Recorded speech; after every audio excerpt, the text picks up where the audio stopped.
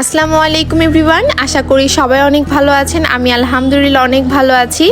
আমি আমার এর আগের ভিডিওগুলোতে বলেছি একটা কথা, সেটা হচ্ছে সানফা হলো বাইরের খাবার তেমন খেতে পারে না। ওর জন্য আমি অনেক রেসিপি শিখেছি, অনেক কিছুই আমার বাসায় ওকে করে দিতে হয়।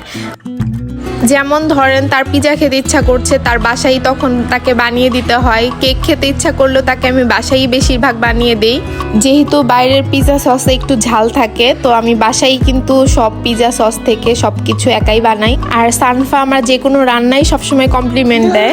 থেকে মা মজা হয়েছে। কেমন হয়েছে? দোকান থেকে মজা হয়েছে। দোকানের থেকে মজা হয়েছে।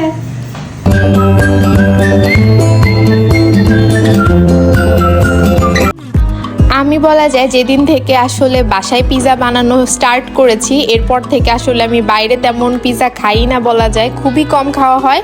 আসলে বাইরের পিজাগুলোতে এত ভরপুর টপিংস থাকে না, তার জন্য এখন বাসায় খেতে খেতে বাইরের পিজাগুলোও ভালো লাগে না খেতে। আর এখানে এই যে একবারে সানফার জন্য আমি অনেকগুলো করে মাফিন কেক বানিয়ে রাখি, এগুলো সে খুব খেতে পছন্দ করে। সানফা সারাদিন দেখা যায় খেলার ফাঁকে বা ও কিছু করছে বা পড়াশোনা শেষ করে একটা একটা করে মাফিন নিয়ে খায়। ওর জন্য আমি বক্সে ভরে রেখে দেই, ও একটা একটা করে খায়। আমার কাছে বেশ ভালো লাগে।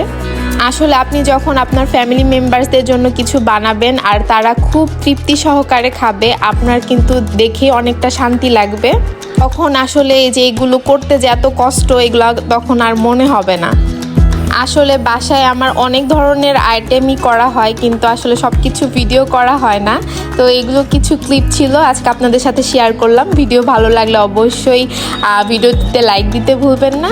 আজকের মতো এখানেই বিদায় নিচ্ছি। আল্লাহ হাফেজ।